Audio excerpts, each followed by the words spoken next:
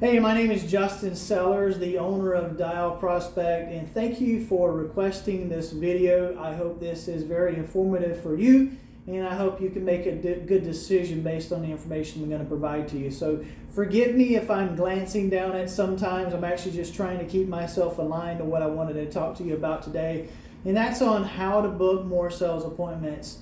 Number one of how people are really successful at doing this, it all starts with great data. You've probably heard this time and time before, but it is. If you don't have good data, you don't know who your customers are, and you don't have their name, their company, their number, which is what we should always be doing to make sure we're reaching out to the right people, our target customers, as we know it's called, or ICP, whatever you want to call it, it's your people. It's the ones that need to get your message, that need to hear your message.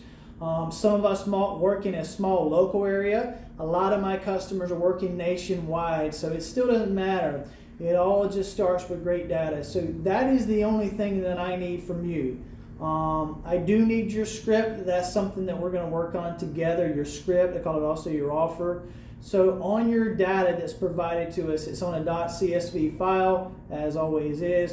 It's going to have the company name, first name, last name, telephone number. It doesn't have to have an email address because one of the reasons that we're calling this company sometimes is because we don't have an email address and we're wanting to book an appointment, so we get an email there.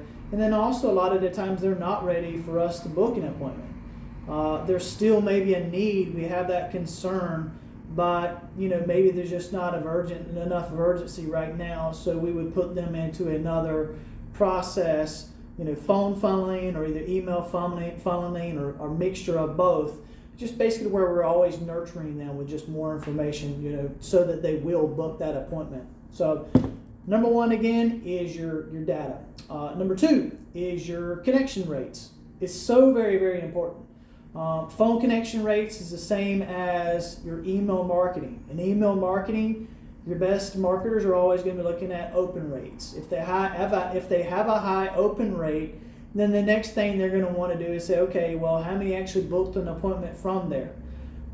There's some little trickery, that different things that it's always done, in subject titles and different things, to where even in my email might have got them to where they're interested and they clicked on it, but did they actually do what was the call to action? And that's what's so very important in all kinds of marketing campaigns is, all right, when we're doing a phone call or emailing, are we actually providing enough value to where the person is compelled to say, okay, hey, I definitely want to book that sales meeting. I definitely want more information and I want to talk to a salesperson. So we're using a phone burner platform and their service has been amazing. It's what I built my business on.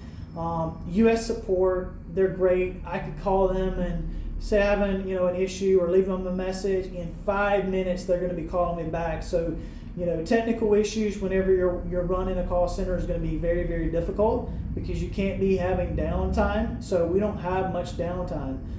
We do run into issues like any other company, and when that does happen, they've been really supportive. Their dialing rates is about 60 to 80 contacts in an hour, which is very quick. We're not using multiple lines.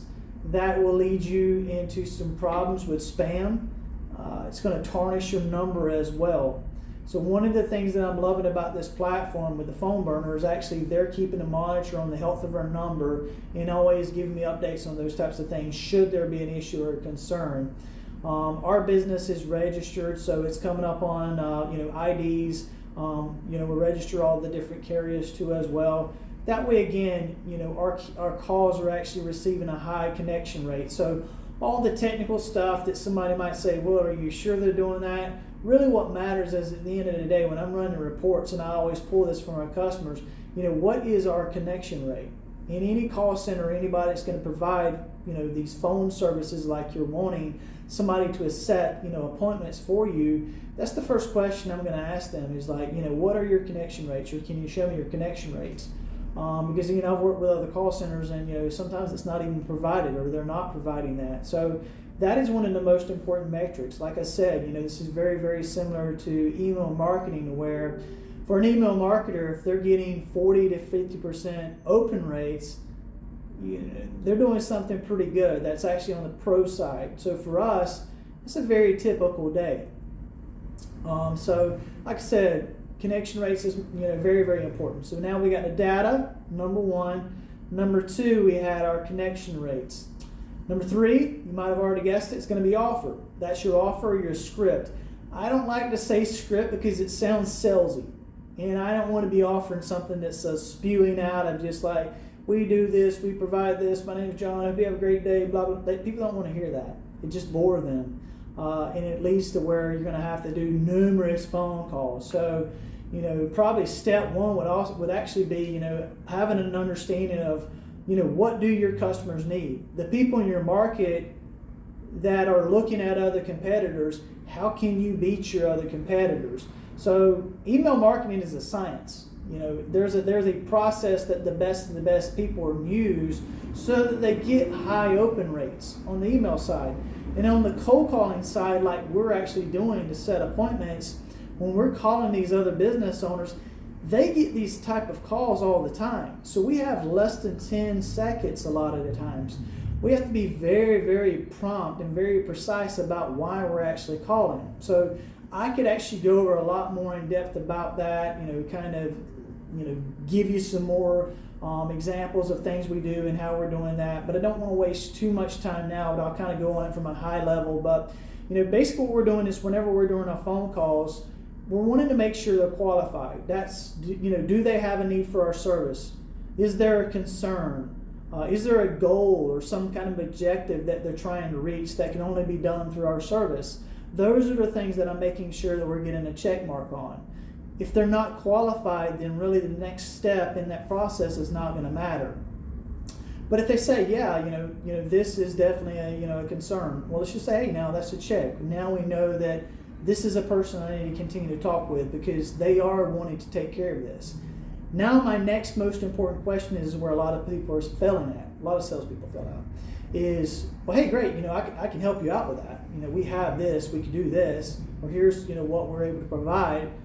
But, would you be willing to even jump on a phone call? I could have somebody ready today. I'm looking on their calendar now, they're available. What works for you?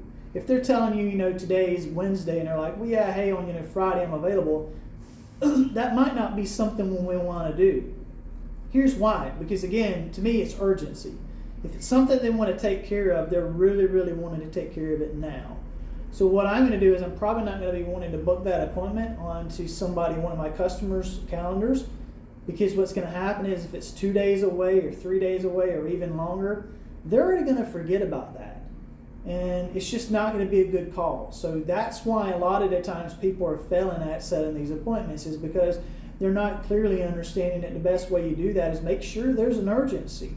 So that's our process for making sure that we reduce the amount of no-shows that we have, and it works great. So again, max is probably 48 hours. I would say within the next day they should be doing it.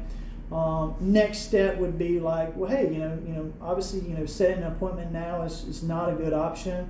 Because you're 3 days away. Let's just be honest, that's a little bit too long away. I would still like to send you some more information, kind of at least just, educate you on what our company's doing and just even make sure we're a good fit. Within that email that I'm going to send you to, you're going to have a way to reach out to me directly. You'll have my email address. You can book in my calendar, anytime you want to talk. Does that sound fair? Does that sound like something you might be interested in more than just setting an appointment now? So there's a bunch of different ways that we're doing things to, again, get what we wanted. We got an email, and we're probably still possibly later on when we put them on that nurturing campaign, which is still going to happen for needs more information, I'm still going to keep on calling that lead. That's what we're going to do. Now, per our process with my company, we send out only one email. You're like, well, Justin, one email is not going to get it. You're making a lot of phone calls. I did hear you say that, but don't you need to have more emails? I would agree, but per our customers' needs, most of them are only sending one, and then they can do any more if they want to, or we can, and I suggest this, or we can, as a separate offer, we can actually do your email marketing too, so we're always nurturing any of those contacts that were put into the needs more information, so that we are, it's kind of like a double tap. I don't know what you would call it. I don't even know if double tap's a good word for it, but basically what we want to do, I mean, we want to be like hitting them up numerous times, calling them, and then sending them out those emails. Again, with the understanding of like step 2 would be needs information. Step 1 is, our first option is booking that appointment. So that's what we're wanting to do, and that's what we're always going to be trying to do, is just get them back up to where we can book that appointment. As an example of kind of some, good ways of putting a really great offer, you clicked on this, obviously, or you requested more information on this video because this seemed like a good offer to you. Everybody has different ways of positioning offers. Free offers are great. Right now we're working with a gym owner, and he was wanting to get some awareness out. So he had a good pitch that he had. His offer was, looking to lose weight and transform your life. We're seeking right now 50 dedicated individuals for our proven 3-month boot camp. The first 50 qualified applicants can get a first week for free. So that's great. I want to work with somebody like that because I know they're going to have a lot of people like, oh, me, choose me. The same as this video is doing. So you have to have a great offer. The best of marketers, even if it's marketing on the email side or marketing like we do on the cold calling side. You always have to have a great offer. So data, who we're reaching, the offer, and then like I said, besides that, we got to have, a good dialer, like we was just talking about, making sure that you got that high connection rate or that high open rate. So that's one good example of an offer. A lot of the times I'm always told, like with Justin, I don't have the best of offer. I don't know if, we have a great service, but I don't know if I have like this really compelling offer. A lot of the times you do. I'll give you an example. One of my customers right now is working in the payment industry, the card payment industry. And his that we're using is typically our competitors have excessive fees or they have bad customer service. Like, I just want to see, is that something that you're experiencing, as a part of your business right now with your current carrier, which is, XYZ? And just shut up and listen. And, a lot of the times, as we know, like logistics is the same way as, the car processing industry and a lot of these other industries where they're quick to get you on board, but where's the support? Or, oh, I didn't know that this was going to happen with these fees or whatever it is. And if you don't have that support, well, you're just going to lose the customer. So, that actually is working great for us for this customer because, again, that is a pretty compelling offer still. We have a solution for that. And so then we're just going to ask, like, well, look, is that a concern for you? You had mentioned that the customer service portion of it wasn't that good or could be better, or, you said you have encountered some fees. Is that a concern for you? What that question does is now it's qualifying them, and now it's saying, hey, I have a concern. And I'm like, well, great. We'll use John. I said, well, John, this is definitely something that I see as an issue. You just told me it was. And it's going to concern that you would like to take care of, I'm assuming now. I have a sales rep that could be available to talk with us today. Can I book a meeting with, he and you right now?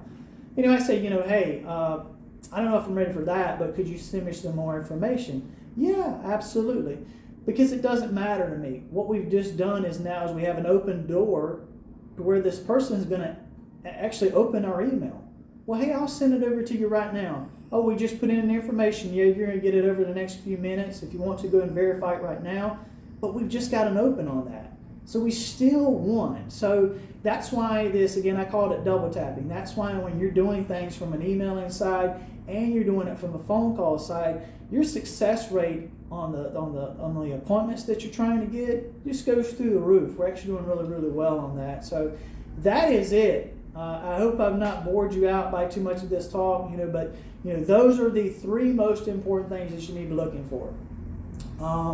So I would say whoever you're going to use, make sure they're local in time also. As far as locations, we can do calls worldwide. I have carriers worldwide that we're utilizing, but all of our callers are located within U.S. time zones.